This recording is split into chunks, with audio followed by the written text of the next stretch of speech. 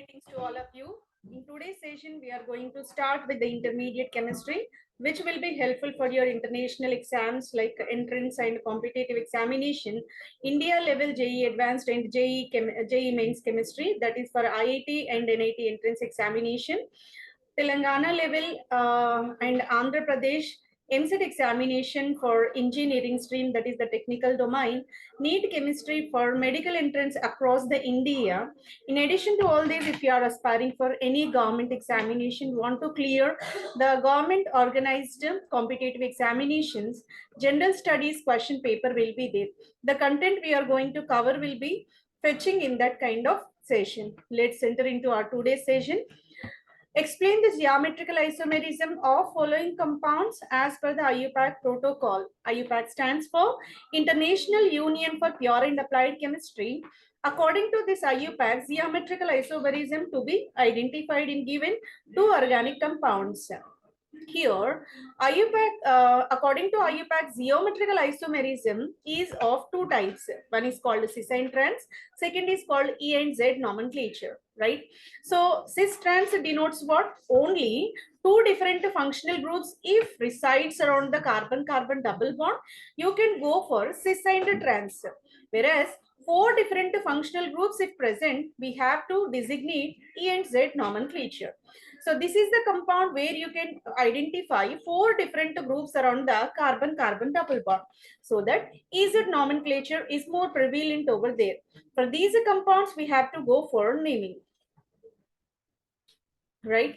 So here, if this is the case, so in order to give the priority order, we have to follow Kohn-Ingold-Prelog rules, which are called CIP rules, where higher atomic number given with higher priority. Obviously, among fluoro, chloro, bromo, iodo functional groups, iodo is of largest atomic mass, so that highest priority is given. Right. So, and after iodo, next is assigned for bromo. So that 1, 2 will be like this. Around the second carbon atom, among fluoro and chloro, chloro is of higher atomic number. So that let me mention 1 over here and fluoro will be 2. So this is the way 1, 2, 1, 2 arrangement is given, and two higher priority are laying on the same side with respect to carbon-carbon double bond. Both are at the same side, hence we can denote as a Z. Z for Jusamen. And after mentioning Z configuration, we have to give the entire name of the compound. In order to name how many carbons, you can notice parent chain of 2 carbon length, so that eth will be there, and being it is a double bonded, let me say ethene. And around this carbon-carbon double bond, you can notice 4 functional groups. Among 4, we have to assign alphabetical order. According to alphabetical order, bromo will comes first, chloro next. Next is about what? Fluoro and iodo will be there. Bromo, chloro, fluoro, iodo is the sequential order. Let me put numbering over there. Z. Bromo is residing on the carbon number 1, so that 1 bromo, and chloro is on second carbon, so that 2 fluoro. Again, fluoro is on second carbon, 2 fluoro, and iodo is there on the first carbon, 1 iodo, and the parent chain is of 2 carbon length, so that eth. Being it is a double bonded ethene. This is the complete name. Let's move on to compound number 2. Compound number 2, you can find iodo, bromo, chloro, fluoro.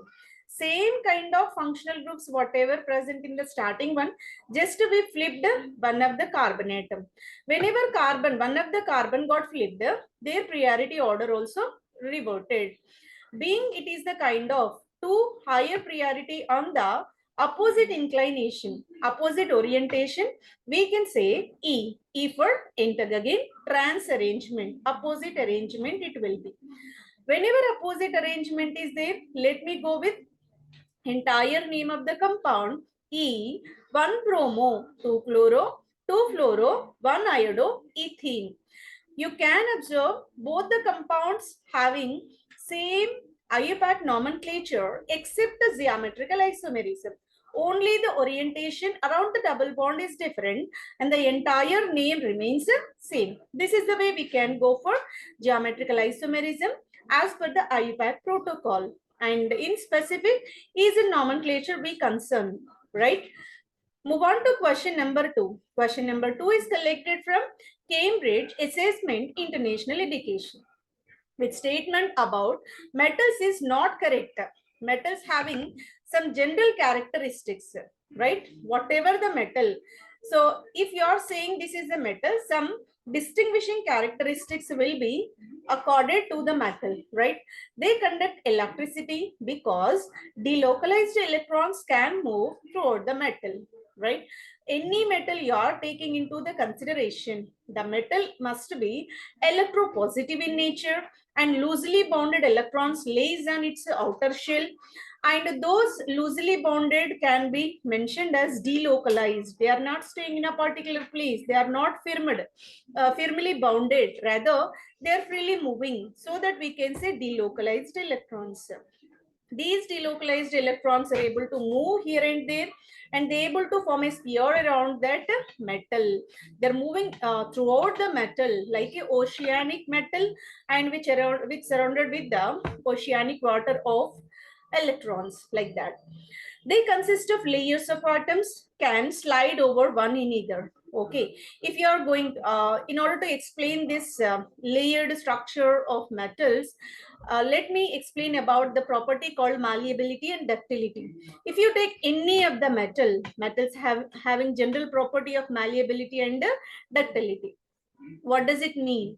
Malleability stands for if you are applying the force, you can make into a long wire type of material, and ductility denotes what? A sheet type of materials. So here aluminum sheets, aluminum foils are available. All this because of what? Whenever you are forcing over there, so layers of atoms will slide one upon another, so that elongation of their length is possible, so that we can make a lengthy article. So a small piece of metal, if you are taking, hammer it, so apply the force by the hammer, so that what happens, the entire metal will be elongated. This is the way we can explain the layered structure of metal atoms. They have a giant lattice of oppositely charged ions, a sea of delocalized electrons. This is absolutely wrong. Not correct statement to be identified. This is the not correct answer, because metal is made up of, if you are considering pure metal, metal is considered to be electropositive. There is no question of negativity. That's the reason why oppositely charged atoms may not be present. All the atoms are made up of positive only. So that positive atoms, and in that positive atoms, electrons are embedded like that. So we can say sea of delocalized electrons are laying on its surface. So oppositely charged ions is wrong one. They have the joint lattice of positive ions in the sea of delocalized electrons is the correct answer, right?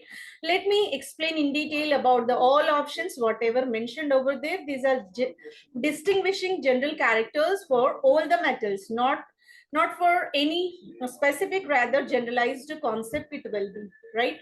So it is a part of what? It is a part of periodic properties, we can say. Metallic nature, fine. So all metals are able to conduct the electricity. Among all the known metals, the best conductor is a silver, and next followed by copper, aluminum, so many metals. Whatever the metal, they able to pass current, they able to flow the current, so that we can say they are conductors. So whatever option mentioned in the A is absolutely correct. Move on to another one. Metals are having a layered structure. If you see, all the metals are systematically arranged in certain manner. So whenever you're pushing, you're pressing, you're hammering, what happens? These layers are slightly slided like this. Whenever sliding is possible, you can elongate the metal wire or metal sheet. This is the way malleability and ductility property explained for given metals, so that all metals are malleable and ductile. Highest malleability and ductility is accorded for gold. That's the reason why gold can be drawn into a thin sheet, thin wire. That's why so many kind of ornaments are made with that, because of its high ductility and malleable property. Fine. And next is about all the metals are electropositive rather than opposite charges. You can notice all metals are acquiring positive and loosely bonded electrons are freely moving and they're making the ocean over there. Delocalized electron, they are freely moving here and there, so that it is a kind of ocean where positively charged metal ions will be there and surrounded with the electrons which are moving very freely. This is the way we can answer the nature of metal, right? For question number 2, option number C will be the correct answer. Move on to question number 3. Question number 3 collected from JEE Advanced 2019 question paper, paper 1 question it will be. There is a kind of series of reactions carried under distinguishable reagent conditions and temperature conditions mentioned over there. Everything is given on a series of reaction. A starting material molecular formula is mentioned. Series of reagents are given over there. All the intermediate and eventually final product to be identified, right? Initially, choose the correct options for the following set of reactions. C6H10O, oxygenated organic compound it will be. Methyl magnesium bromide will be treated. This is called a Grignard reagent. Water is added. Intermediate Q will be formed. This Q is the key point where different reactions are carried in different dimensions. If you go for concentrated HCl, S is the major product. If you treat with 20% H3PO4 called phosphoric acid, H3PO4 is called orthophosphoric acid, and maintaining 360 Kelvin temperature, R is the major product. R is again key point where you can go either of the sides to achieve two different distinctive products. One is about reaction with hydrobromic acid in the presence of benzyl chloride under thermal conditions. This is a kind of free radical reaction, a free radical addition reaction, so that there is a hint for the occurrence of double bond in a R compound, and you will get addition product, bromo added product, that will be U as the major product. Whatever are taken, it is subjected to reduction in the presence of nickel metal. Hydrogen will be added, followed by bromine under H nu conditions. H nu stands for photolytic conditions will be applied. Upon these conditions, the final product will be T, that will be the major product. This is the way you are to go for, and the same will be explained in Hindi. दिए गए अभिक्रिया क्रमों के लिए सही विकल्प और विकल्पों को चुनिए. Okay, so series of reactions are going to be performed, so that we need to identify how many to be predicted, what is Q to be known, what is S to be identified, what is R to be solved, what is U to be identified, to be known for what is T. This is the way we need to go for the answers. In order to get that, there are some hints in the form of options. What are appropriate answers we have to choose? As per this series of reactions, the correct answers will be 1 and 3. Multiple options to be chosen. Here, option 1 is correct. Option 3 is also correct, where S, T, U and U are provided. Okay, so this is the way we need to go for. Let's see what are the probable sequential reactions. C6H10O. This is the oxygenated compound, they said. 6 carbons, 1 it will be. So the starting material is taken as cyclohexanone. What the starting material? Cyclohexanone. It is the ketonic compound. Ketone, upon treating with Grignard reagent, methyl magnesium bromide, right? So organometallic compound. Grignard reagent is the best example for organometallic compound, where alkyl is acquiring negative charge. That is a specific condition, and being it is a ketone, upon treating with Grignard reagent, ketone will give tertiary alcohol, and subsequent water hydrolysis will be carried. The product will be tertiary alcohol, which is called Q. Q is the key point to be treated with concentrated hydrochloric acid. Whenever hydrochloric acid added, simply it is a substitution. Hydroxy will be replaced with chloro, so that we will get a chloro substituted compound. This is said to be what? S. S is the known compound now. Q is identified, S is also known. By taking Q as a starting material, starting with the Q, we are treating with the 20% phosphoric acid. Phosphoric acid is H3PO4 and maintaining 360 Kelvin temperature. All these conditions are favorable for dehydration. Dehydration means what? Removal of water. We need to remove the water from the adjacent basinal carbon atoms, right? OH minus and H plus, if removed, you can achieve a double bond in between, so that we will get an alkene compound that is designated as R. So just now we assumed, we hypothesized that R is a double bonded compound. Just now we got the idea, right? From starting R, you can go for reduction. In the presence of Raney nickel, hydrogen will be added. This gives rise to a complete reduction. Raney nickel is the strong reducing agent. It is the catalyst, so that a complete reduction of double bond is possible. And after that, after getting that one, bromine under H nu conditions will be added. Bromine H nu condition for what? Photolytic addition of bromine, where bromine radical will be added at the tertiary carbon, because tertiary carbocation, tertiary carbon free radical is more stable, right? That's the reason why bromo will be attached at this carbon atom, so that we will get a bromo addition product. We can say this is the addition product.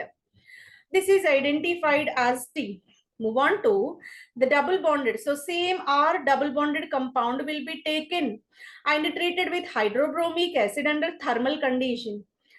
And here another key, what we can say, catalyst added. This is called benzoyl peroxide. Benzoyl peroxide will drive the path of reaction according to free radical mechanism. Free radical mechanism will give the product of anti-Markovnikov rule.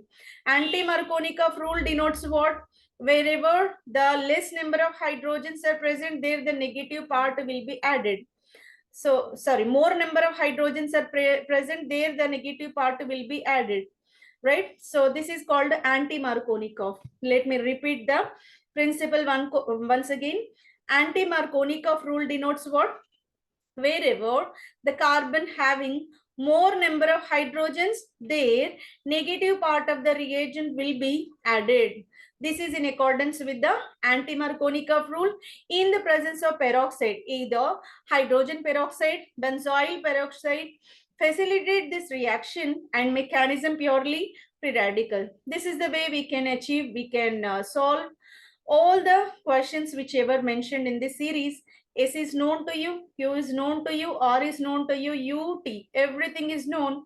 So according to that, U will be 2 bromo, 1 methyl cyclohexane, and T will be 1 bromo, 1 methyl cyclohexane. So S will be 1 chloro, 1 methyl cyclohexane. U is again repeated, so that whatever we got the answers that are pure, what correctly given in the option number 1 and option number 3 as well. So that for question number 3, correct options will be 1 and 3. This is the question we can go for the series of reactions. In order to resolve such a kind of questions, we should have the proper idea about the reagent nature, reagent addition, what kind of product is generated, that should be anticipated. For that, reaction mechanism must be clear to each and everyone. Then only we can solve such a kind of questions, right? So for question number 3, option number 1 and 3 are the correct answers. Move on to question number 4. Question number 4 collected from JEE Advanced 2019 question paper. Paper 1 question it will be. Fusion of manganese dioxide with potassium hydroxide in the presence of oxygen produces a salt. Salt is unknown, that is W. Alkaline solution of W upon electrolytic oxidation yields another salt EX. the manganese containing ions present in W and X respectively are Y and Z. The manganese containing ions, these ions are Y and Z. Correct statements are, okay, so this is the kind of reaction you are performing. After performing the reactions, what is W, what is X, what is Y, what is Z? These many things to be anticipated. We need to resolve this question, right? Oxygen की उपस्थिति में manganese dioxide का KOH के साथ संगलन पर एक लवण W उत्पादित होते हैं। W के क्षारीय विलयन का विद्युत उपघटनीय ऑक्सीकरण इलेक्ट्रोलाइटिक ऑक्सीडेशन, विद्युत उपघटनीय ऑक्सीकरण स्टैंड्स फॉर इलेक्ट्रोलाइटिक ऑक्सीडेशन पर एक अन्य लवण X उत्पादित होते हैं। W और X में उपस्थित मैंगनीज रहने वाला आयन क्रमशः Y एंड Z है। सही कथन है, सही कथन फाइंड आउट करना है। In both Y and Z, pi bonding occurs between p orbitals, oxygen and d orbitals of manganese. Oxygen p orbital participated, manganese d orbitals participated. This is absolutely correct because oxygen may not contain d orbitals, right? So that p orbitals of oxygen will be participated. Manganese, it is the part of d block elements, so that d orbitals will be participated. So this is correct statement only. Both Y, Z are colored and have tetrahedral. We need to identify. We don't know what is colored, what is tetrahedral. If we don't know about these products, how can we say these are colored, these are tetrahedral? We need to solve the question first, then only we can go for the answer then. In the aqueous acidic solution, Y undergo disproportionation to give Z and manganese dioxide. This also unknown, because if we solve the problem, if we solve the sequence, then only we can understand whether it is correct or wrong. Y is diamagnetic in nature, while Z is paramagnetic in nature. We have to identify, but according to the key, option 1, 2, 3 are the correct answers. Let's see how can we explain this. Right, Y और Z दोनों में पाई आबंध oxygen के P कक्षों के एवं manganese के D कक्षों के बीच है। Y और Z दोनों रंगीन और चतुष्फलकीय टेट्राहाइड्रल आकार के हैं। जलीय आम्लीय घोला में Y असमानुपात अभिक्रिया डिस्प्रपोर्शनेशन रिएक्शन के पश्चात Z और मैंगनीज डाइऑक्साइड देता है। Y प्रतिचुंबनीय डायमैग्नेटिक स्वभाव और Z अनुचुंबनीय पैरामैग्नेटिक स्वभाव के हैं। Among 1, 2, 3 are the correct answers. We have to identify how can we answer this question. In order to get that, first of all, manganese dioxide will be taken. This is given, treated with potassium hydroxide in the presence of oxygen, so that MnO2 will be converted into MnO4 minus 2. This is called permanganate ion. MnO2 minus 2 is called a permanganate. Y is permanganate. It can be further subjected to electrolytic oxidation. Means under electrical current, oxidation will be performed. During this reaction, MnO4 minus 2 will be converted into MnO4 minus. Oxidation means what? Removal of electron, no? Whenever one electron removed, what happens? One of the negative charge got reduced. MnO4 minus 2 is converted into MnO4 minus. This is called manganate anion. This is called permanganate anion. This is manganate anion. Z will be manganate anion. Move on to Y reaction with acidic medium. Under acidic medium, there is a disproportionation. Disproportionation stands for a single compound will be converted to oxidation in one reaction, reduction in one reaction, to give one oxidized product, one reduced product in the same one, in the same reaction vessel, is called disproportionation. Starting with same compound, one side oxidation, another side reduction, if simultaneously possible, that is said to be disproportionation. In MnO4 minus 2. What is the oxidation state of manganese? Here, oxygens are 4, no? So that minus 8. From minus 8, subtract these two charges. So that 6 will be there. Plus 6 is Mn. So whenever Mn is plus 6, here we have MnO4 minus. MnO4 minus is called what? Uh, Permanganate, where we are having plus 7. Plus 6 is turned into plus 7. Plus 6 to plus 7, increasing the oxidation state. This is called oxidized form. Whenever MnO4 minus 2 is converted into MnO2. MnO2, in that, manganese is acquiring plus 4. Plus 6 is turned into plus 4. What happened?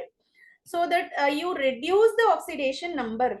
Whenever plus 6 is turned into plus 4, that is called a reduction, right? So decreasing the oxidation number is called reduction. Increasing the oxidation number is called oxidation. This is the way disproportionation performed. So they mentioned about this, that is correct only. And during this electrolytic oxidation, the formation of MnO4 minus is possible. This is also absolutely correct. Right.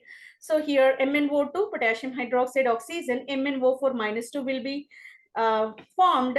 This is the intermediate compound, we can say. The compound whichever formed in between, from that you can get a final product further, which is called intermediate. This intermediate subjected to Vidyut Upagataniya oxykaran. Vidyut Upagataniya oxykaran bole to electrolytic oxidation, so that MnO4 minus will be formed. And MnO4 minus to Amliya, what? Madhyam. Amliya Madhyam means acidic medium, so that it will be turned into disproportionated compound. So whatever they mentioned in YZ, pi bonding occurs between p orbitals of oxygen, p orbitals of manganese. What is Y? Y is MnO4 minus 2. So in this manganese, d orbitals, oxygen, p orbitals will be participated for the pi bond formation. In this also the same. So one is the correct only. Both Y, Z are colored and have tetrahedral shape. Okay, if you see Y and Z, MnO4 minus to MnO4 minus, both are intensely colored. Everybody aware that both are intensely colored, so that these two compounds are colored compounds only, and both are existing in what? Tetrahedral geometry, right? So that is also correct one. Y, Z are colored and have tetrahedral geometry. That is correct. In aqueous acidic solution, Y undergo disproportionation to give Z and MnO2. So disproportionation carried. So here Z will be formed. Z is MnO4 minus, and another compound is MnO2 they mentioned. That is also correct. And one more thing what they are saying is, that is wrong one. Y is diamagnetic nature while Z is paramagnetic. Both are paramagnetic only. Y is diamagnetic, Z is paramagnetic is wrong statement. Rather, so what they got, both are paramagnetic only, right? This is the way we can answer this question. It is purely given from inorganic chemistry in specific transition metals, right? So move on to question number 5. Question number 5 is collected from Telangana Gurukulam Degree College Lecturer Entrance Examination. The product formed in the following reaction. Here, the question is given from what we can say. We can say it is the heterocyclic compound. Moreover, it's a kind of biomolecule, we can say, and where you can find a polycyclic compound. It is not polycyclic, monocyclic only, but having heteroatom in that. Saturated pyridine ring is there, where you can find nitrogen, and another side chain NH2 is there. Here you can find N acetyl functional group, and here ester group is there. This is called multiple functional groups containing compound. The starting material will be treated with methyl iodide. What is the role of methyl iodide? It is the alkylating agent. Whenever methyl iodide added in the presence of base, K2CO3 is called what? Strong base. Strong base methyl iodide added, what will happen? It is the specific named reaction called Hoffman degradation, where any amine is there, that amine is the leaving group, and subsequently alkene containing compound will be generated. This is the way we can go for quaternization first, later on deamination, so that alkene related compound will be generated, and subsequently potassium hydroxide and heating is carried, so that we will get the final product with the double bonds over there. We can see the detailed mechanism for that one. Before entering into the mechanism, first of all, we have to check possible options over there. The expected answer will be a double bond over there, and NSI will be removed, NH will be generated, and ester will be turned into carboxylic acid. This is the way product is expected. In order to get that one, sample mechanism. This is not exact mechanism, rather it is the specimen mechanism for Hoffman degradation. Hoffman degradation is very specific for deamination, deprotection we can say, right? So here wherever amino is there, I am taking a simple example. Two amino are there, that will be treated with methyl iodide. The role of methyl iodide for alkylation under alkaline condition. Whenever methyl iodide is added, you can go for quaternization. This is called what? Quaternization. What is meant by quaternization? The general possibility of nitrogen is formation of 3 bonds around that, but nitrogen is accompanied by 4 bonds around. Whenever 4 bonds are located around the nitrogen, this is called quaternary nitrogen, quaternary amine. Quaternary amine when generated, that will acquire the positive counterbalanced with the I minus over there. This is the way quaternization, quaternized salt, this we can say quaternized salt, can be treated with a strong base under heating condition. Heating is preferable for elimination reactions, so that here the removal of quaternary bulky group, no, so that easy to remove, and you can achieve a double bond over there. Here also same situation, so that deamination to get a double bond. This is the specimen mechanism for Hoffman degradation, where amino will be removed and its subsequent double bond will be formed. And the same can be applied over there. Wherever free NH2 is present, there you can apply methylation under strong basic conditions. Quaternization, you can notice here also quaternized. And treated with potassium hydroxide, upon heating, ester will be hydrolyzed. Base catalyzed hydrolysis, so that ester to carboxylic acid. Quaternary salt deaminated to give double bond, and wherever NC double bond was CH3 is that hydrolyzed to give NH. N-acetyl turned into NH simply. So this is available in the option number 1. So for question number 5, option number 1 is the correct answer. Move on to question number 6. Question number 6, again the part of what? Organic chemistry. Again, series of reagents are going to be added, and we need to depict what is A, what is B. Okay, so in order to achieve these series of reactions, the starting material taken is a cyclic compound with the ketone and a side chain with the exocyclic double bond. Exocyclic double bond means double bond outside the ring, right? So this is the starting material, and can be treated with a compound where you can find ester and double bond. Then tosyl hydroxide will be taken. This is a solvent in this reaction, and upon this reaction, a compound, unknown compound to be formed, and this will be treated with boron trifluoride in the presence of dichloromethane. The dichloromethane is a solvent, and BF3 is the where hydroboration is carried. Simply we can say reduction gives rise to the final product B. In this reaction, A and B are expected to be, A is like a kind of it is the molecule which resembling what kind? Terpenes. It is a molecule resembling terpenes, right? So a cyclic compound where you can find a double bond we are not altering the double bond whichever existing over there. And wherever ketone is there, that turned into what? Enolic one, where double bond is there and O.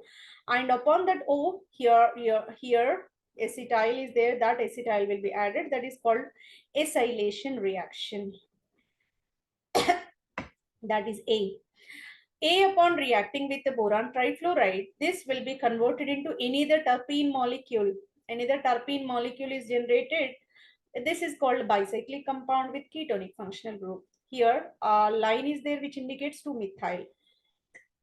Sorry. Let me show what is the series of reactions carried. The starting material which already given to you. Let me put ketoenol tautomerism. It is mentioned with a double-headed arrow. What is meant by double-headed arrow? Where the reactions are forward and backward as well.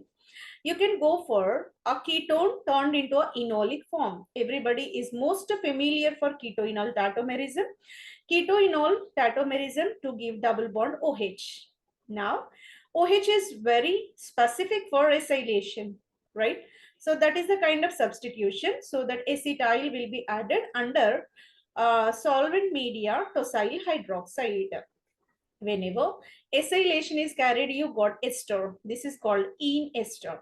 Ene means double bond, ester means OC double bond with CH3. Whatever ester generated, further treated with BF3 CH2Cl2. CH2Cl2 is a solvent. BF3 is the reagent.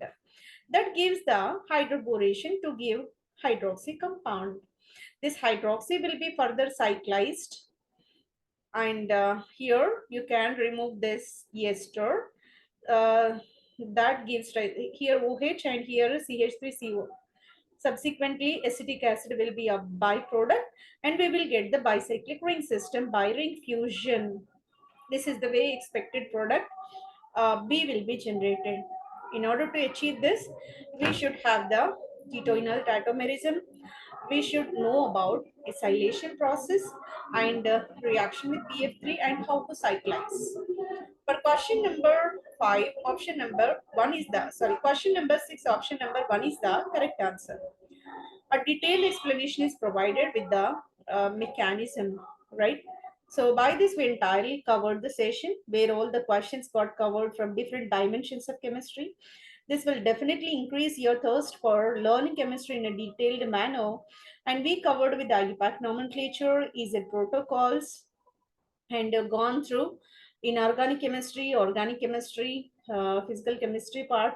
Various perspectives of chemistry got covered over there, and authorized websites got what mentioned in order to receive the data regarding the previous already exist published questions in various competitive examinations. Hope the session is very informative for each and everyone. Hence, I'm sincerely requesting to like the channel, comment over there, and share with his parents, subscribe to receive more updates, and thank you very much for your patient listening.